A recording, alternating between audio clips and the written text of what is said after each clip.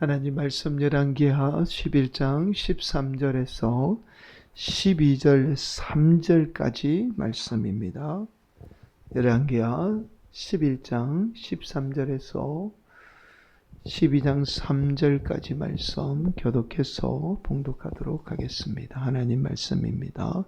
13절 말씀 먼저 봉독하도록 하겠습니다. 가정에서 예배 드리시는 우리 성도님들도 함께 하나님 말씀 봉독하도록 하겠습니다. 13절 말씀입니다. 아달랴가 호위병과 백성의 소리를 듣고 여호와의 성전에 들어가 백성에게 이르러 봄에 왕이 규례대로 단 위에 섰고 장관들과 나팔수가 왕의 곁에 모셔 섰으며 온 백성이 즐거워하여 나팔을 부는지라. 아달랴가 옷을 찢으며 외치되 반역이로다 반역이로다 하매 제사장 여호야다가 군대를 거느린 백부장들에게 명령하여 이르되 그를 대열 밖으로 몰아내라. 그를 따르는 자는 모두 칼로 죽이라 하니 제사장의 이 말은 여호와의 성전에서는 그를 죽이지 말라 함이라. 이에 그의 길을 열어주매 그가 왕궁의 말이 다니는 길로 가다가 거기서 죽임을 당하였더라. 여호야다가 왕과 백성에게 여호와의 언약을 맺어 여호와의 백성이 되게 하고 왕과 백성 사이에도 언약을 세우게 하매 온 백성이 바알의 신당으로 가서 그 신당을 허물고 그 제단들과 우상들을 철저히 깨뜨리고 그 제단 앞에서 바알의 제사장 mat단을 죽이니라. 제사장이 관리들을 세워 여호와의 성전을 수직하게 하고 또 백부장들과 가리 사람과 호위병과 온 백성을 거느리고 왕을 인도하여 여호와의 성전에서 내려와 호위병의 문길을 통하여 왕궁에 이르매 그가 왕의 왕자에 앉으니 온 백성이 즐거워하고 온 성이 평온하더라. 야달라를 무리가 왕궁에서 칼로 죽였더라. 요아스가 왕이 될 때에 나이가 7세였더라. 예후의 제7년에 요아스가 왕이 되어 예루살렘에서 40년간 통치하니라. 그의 어머니의 이름은 시브아라 브엘사라 사람이더라. 요아스는 제사장 여호야다가 그를 교훈하는 모든 날 동안에는 여호와 보시기에 정직히 행하였으되 다만 산당들을 제거하지 아니하였으므로 백성이 여전히 산당에서 제사하며 분향하였더라. 아멘. 오늘 말씀의 제목은 여호야다가 왕과 백성에게라는 제목으로 우리가 함께 말씀을 나누도록 하겠습니다. 여러분 갈라디아서에 보면 성령의 9가지 열매에 관해서 말씀하고 있습니다. 말씀을 살펴보면 성령의 9가지가 이렇죠. 갈라디아서 5장 22, 23절 말씀 한번 살펴보겠습니다. 오직 성령의 열매는 사랑과 희락과 화평과 오래 참음과 자비와 양성과 충성과 온유와 절제니 이 같은 것을 금지할 법이 없느니라.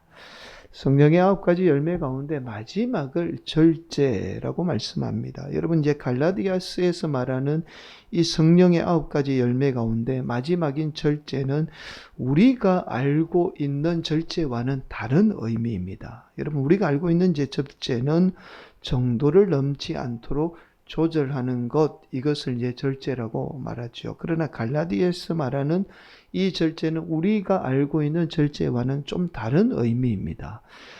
갈라디아서에서 절제는요, 저와 여러분이 성령님의 권능을 받더라도 자신의 신분을 망각해서는 안 된다는 그 의미를 지닌 말씀이 절제라는 말씀이에요. 여러분 아무래도 성령의 권능을 받게 되면 임하게 되면 이게 자칫 잘못하면 인간이 교만해질 수 있어요. 그래서 자신을 마치 신적인 존재로 착각하기도 하고 또 신분을 망각해서 자신의 신분을 잃어버리게 되죠. 그래서 이 갈라디아서에서 성령의 9가지 열매 말씀하면서 어떠한 권능이 임하더라도 마지막이에요. 자신의 신분을 잊지 않고 그 신분에 맞게 신앙생활하는 것이 너무나 중요하다라는 사실을 지금 말씀하고 있습니다. 여러분, 만약에 저와 여러분에게 성령님의 권능이 임한다고 해서 신분을 망각하게 되면요, 아마도 교회 공동체는 혼란에 빠져요. 능력이 임하지 못하는 게 더 나은 거예요. 오히려 공동체를 오히려 해치게 되고 망하게 만들죠. 이건 교회뿐만 아니라 저와 여러분의 개인도 마찬가지예요. 그래서 반드시 마지막은 절제를 통해서 우리 신분에 맞는 신앙생활 하는 것이 너무나 중요합니다. 그래서 이 갈라디아서에서 마지막 절제가 너무 중요하다라는 말씀을 강조하고 있어요. 여러분, 사실 저와 여러분의 신앙에 있어서 이 절제는 너무나 중요합니다. 우리가 절제를 잃어버리게 되면 반드시 인간은 교만해집니다. 교만해서 그 교만으로 말미암아 자신의 인생은 반드시 망하게 돼요. 여러분, 많은 성도가 마지막 성령의 열매인 절제를 잃어버려서 하나님 앞에 많은 복을 받았음에도 불구하고 끝내는 망하는 성도들을 참 많이 보게 됩니다. 여러분, 반면에 이 절제를 잃어버리지 않는 성도, 끝까지 절제 가운데 신앙생활하는 성도는요, 성령님의 권능으로 인해서 반드시 하나님의 복을 받게 됩니다. 절제하는 성도는 반드시 하나님이 그 성도에게 하나님의 복을 주세요. 오늘도 우리 성도들이 함께 나누는 하나님의 말씀을 통해서 우리가 어떤 신분인지를 망각하지 않고 신앙생활 절제해서 하나님의 복을 받는 귀한 성도들이 되시기를 간절히 축복합니다. 여러분, 오늘 우리가 함께 나누게 되는 말씀은 지난 시간에 이은 말씀이에요. 여러분, 지난 시간에 엘리사 선지자를 통해서 북이스라엘의 이 아합 왕가는 무너지고 새로운 인물이 왕으로 세워지게 되죠. 그가 바로 예후라는 인물입니다. 예후는 왕이 되자마자 하나님의 정의, 하나님의 심판을 감행하게 되죠. 그렇게 예후는 이스라엘 역사 가운데 가장 무서운 숙청을 감행하게 돼요. 우리가 지난번에 살펴보았죠. 처음에는 당연히 아합 왕가의 마지막 왕이죠. 요람을 죽이게 됩니다. 이어서 요람과 손잡았던 남유다의 왕인 아하시야 왕마저도 죽이게 돼요. 그리고 이어서 우리가 너무나 잘 아는 아합 왕의 아내인 이세벨마저도 죽여서 개들의 밥이 되게 만들죠. 여러분, 예후의 숙청은 여기서 끝나지 않았어요. 아합 왕의 왕자들을 또 모조리 죽여요. 그 왕자가 무려 70명입니다. 그러니까 하나님의 말씀대로 그 아합 왕의 모든 것을 속된 말로 씨를 다 말려버려요. 70명의 왕자를 다 죽이게 됩니다. 심지어 아합 왕의 사돈 8촌까지 아합 왕과 관련된 모든 자를 다 죽입니다. 이어서 남유다의 왕인 아시아 이 왕의 형제들도 다 죽여요. 42명의 형제들을 다 죽이죠. 자, 또한 예후는 이스라엘에 있던 바알을 섬기던 모든 바알을 숭배하던 모든 사람들을 다 죽입니다. 그리고 이스라엘 안에 있던 바알의 신당을 다 헐어버리게 되죠. 여러분, 북쪽에 이런 무서운 숙청이 일어나고 난 이후에 남유다에 일어난 사건을 기록한 말씀이 오늘 본문의 말씀이에요. 여러분, 예후가 아합 왕의 왕가를 다 무찌르고 북이스라엘의 왕이 됩니다. 그리고 이제 남유다에 일어난 일을 기록한 말씀이 오늘 본문의 말씀이에요. 남쪽 유다에. 여러분, 조금 전에 말씀을 드렸듯이 북이스라엘의 예후가 남쪽 유다의 아시아 왕마저도 죽이게 돼요. 남쪽의 왕을 죽인 이유는 북쪽의 왕과 협력해서 손잡았다는 이유로 남쪽의 왕마저 죽이고, 그리고 그 남쪽의 왕의 형제들을 모조리 죽입니다. 42명을 다 죽여요. 여러분, 남유다의 아시아 왕이 죽고 형제들마저도 다 죽게 되자 이어서 남유다는 새로운 인물이 왕이 되어야 합니다. 왕이 죽었으니 새로운 인물이 왕이 되어야 하죠. 그런데 남유다는 북이스라엘과 달리 하나님이 주신 명령이 따로 있었어요. 그 명령이 뭐냐면, 북이스라엘은 그렇게 하나님 명령 안 했는데 남유다만 하나님 뭐라고 명령했냐면, 왕이 될 자는 반드시 다윗의 혈통을 통해서 왕이 되어야 한다라는 명령을 남유다에게만 하나님이 말씀으로 주신 거예요.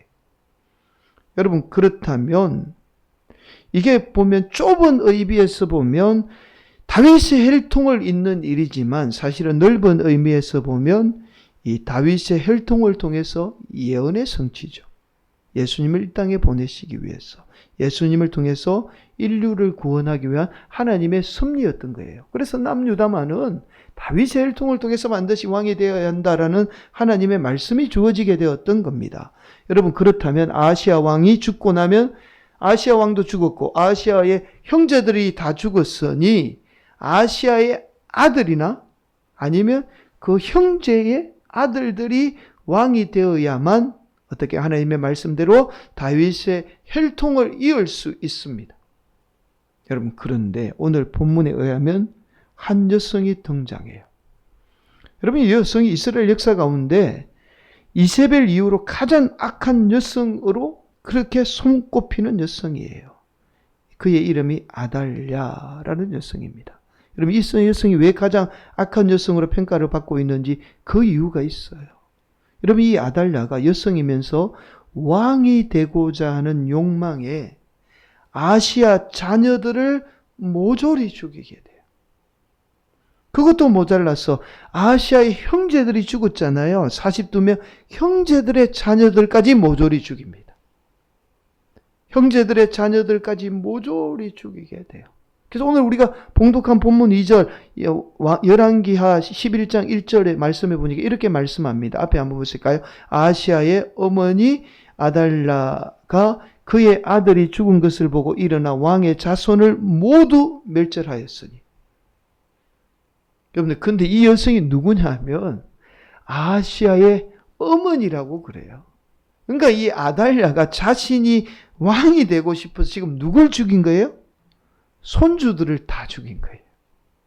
그래서 제가 서두에서 이런 말씀을 드렸잖아요. 이 여성이 어떻게 이스라엘 역사 가운데 가장 악한 여성으로 지금 평가를 받고 있는 거예요.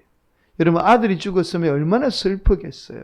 그리고 모든 그 아들의 형제, 그럼 자기 자녀들이 다 죽은 거잖아요. 어떤 뭐 첩이든 어쨌든 간에 다 죽었잖아요. 근데 슬픔에 빠져 있어야 하는데 이 기회를 틈타서 어떻게 해요? 손주들을 모조리 다 죽인 거예요. 그리고는 자신이 남유다의 왕이 됩니다. 얼마나 악한 여성인지를 우리가 쉽게 알 수 있어요. 그런데 이 아달랴가 왕이 되기 위해서 자신의 손자들을 모조리 다 죽일 때에 여호세바라는 여성이 아시아 왕의 아들 가운데 아주 갓난 아기가 있었습니다. 그게 요아스라는 아기였는데 이 갓난 아기를 몰래 숨기게 돼요. 너무 갓난 아기니까 도저히 불쌍해서 이 죽는 것을 눈으로 볼 수가 없었던 거예요. 이 여호세바가 누구냐면 아시아의 왕의 누이입니다. 그러니까 자기 어머니가 조카들을 다 죽이니까 그 조카 가운데 너무 갓난 조카가 불쌍해서 성전에 몰래 숨겨두게 돼요. 그렇게 요아스는 하나님의 성전에서 무려 6년 동안 숨어서 지내게 돼요. 여러분, 아달랴는 남유다의 왕이 되어서 무려 6년 동안 온갖 악행을 저지르게 됩니다. 그것도 모자랐어요. 이 여성이 하나님을 섬겼으면 괜찮은데 북이스라엘이 바알이라는 우상 때문에 망했잖아요. 근데 자기가 왕이 되고 나서, 여성이 왕이 되고 나서 바알이라는 우상을 또 섬겨요. 이러한 아달랴의 악행을 도저히 참지 못하고 반기를 든 인물이 있지요. 바로 오늘 본문에 보면 제사장 여호야다라는 인물입니다. 여호야다는 하나님의 말씀이에요.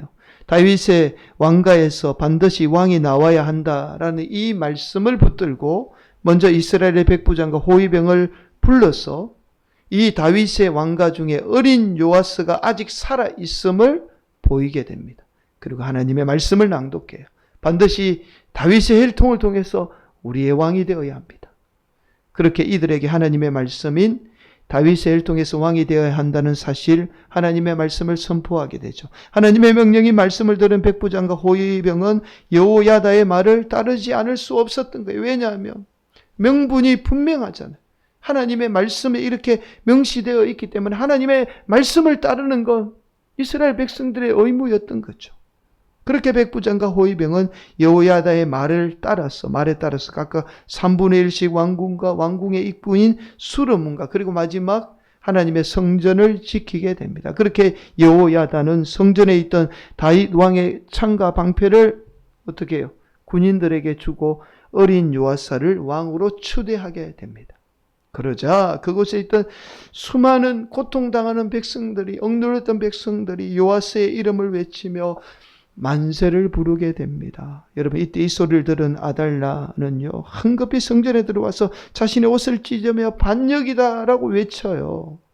그렇게 자신을 따를 것을 명령합니다. 그러나 아무도 아달랴를 따르지 않아요. 왜냐? 반역은 누가 한 거죠?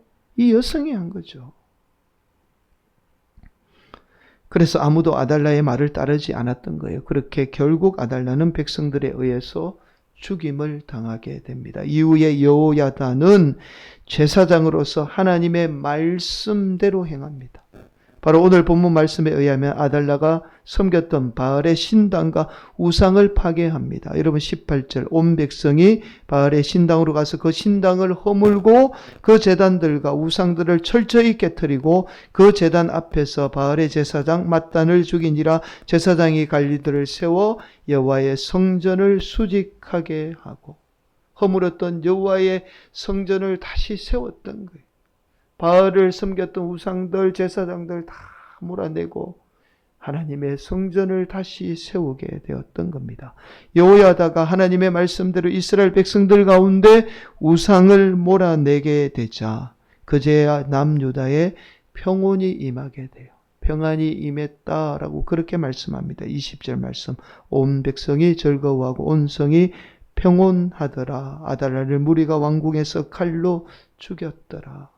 여러분, 이후에 어린 요아스는 7살의 왕이 됩니다.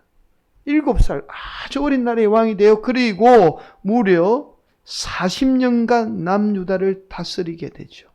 여러분, 열왕기하 12장 1절 말씀, 예후의 제7년에 요아스가 왕이 되어 예루살렘에서 40년간 통치하니라. 그의 어머니의 이름은 시비아라 브엘세바 사람이더라. 요아스가 40년 동안 남유다를 다스리는 기간도 꽤 길죠. 왕이 40년 동안 나라를 다스리는 통치 기간 별로 없어요. 이런 왕이. 근데 그 기간도 기간이지만 이 기간 동안 남북을 통틀어서 이 이스라엘 민족이 가장 하나님을 잘 섬긴 기간입니다.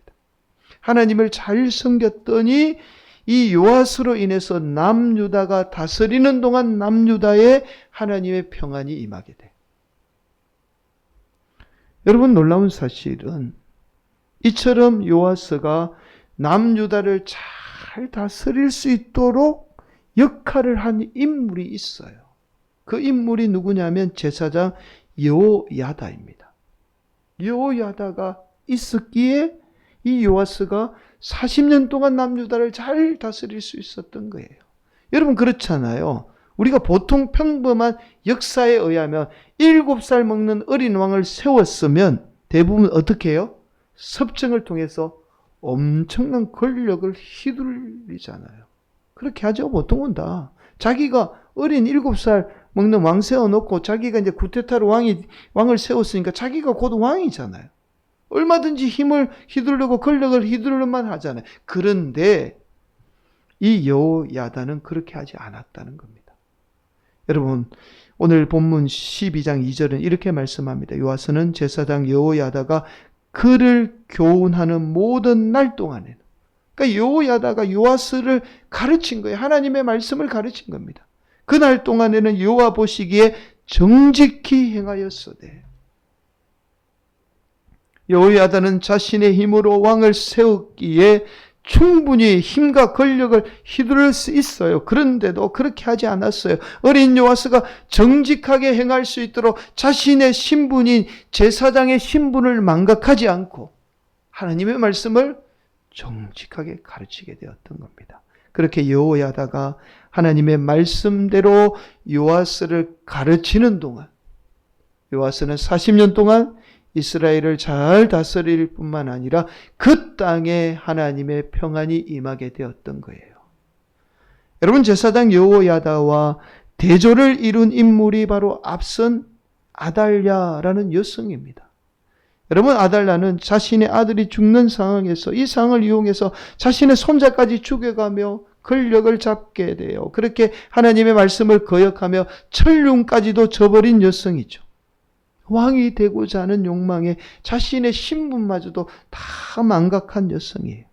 여러분, 다윗의 혈통을 통해서 왕을 세우는 것은 하나님의 명령이에요. 하나님의 말씀입니다. 반드시 지켜야 되는 거예요. 반면에 제사장 여호야다는 자신이 세운 왕을 통해서 권력을 휘두를 수 있음에도 그렇지 않고 오로지 여호와 앞에서 하나님 앞에 정직하게 행하며 요아스가 정직하게 행할 수 있도록 충실하게 제사장 직분을 감당하며 끝까지 그가 죽는 날까지 요아스를 정직하게 가르친 인물이 바로 여호야다입니다. 이러한 여호야다를 통해서 무너졌던 다윗의 왕가는 다시 회복되고 하나님의 구원의 역사는 다시 이루어지게 되었던 거예요. 사랑하는 성도 여러분, 서두에서 말씀을 드렸듯이 저와 여러분이 자신의 신분을 망각하지 않고 자신의 신분에 맞게 신앙생활하는 게 너무나 중요합니다. 내가 아무리 뛰어나고 내가 아무리 능력이 있어도 자신이 어떤 존재인가를 망각해서는 절대 안 돼요. 첫 번째, 우리는 우리 인생의 주인이 아니라는 사실을 망각해서는 안 됩니다. 내 인생의 주인은 오직 하나님 한 분밖에 없어요. 이거 절대로 우리가 어떤 신분인지, 죽을 수밖에 없는 인생, 하나님으로부터 구원받았고 그 구원받은 삶의 주인은 내가 아니고 하나님이라는 사실을 절대로 망각해서는 안 돼요. 이 사실을 망각하는 순간 저와 여러분의 인생은 어느 순간 교만해졌어. 자신을 해치고 타인을 해치며 그런 인생 반드시 망하게 됩니다. 아달랴와 같은 인생이 되고 마는 거예요. 사랑하는 성도, 또한 저와 여러분이 중요한 사실은 교회에서 주어진 신분도 함부로 해서는 안 됩니다. 그럼 우리는 항상 세상에 신분이 있는 존재면 교회에 주어진 하나님의 신분이 있어요.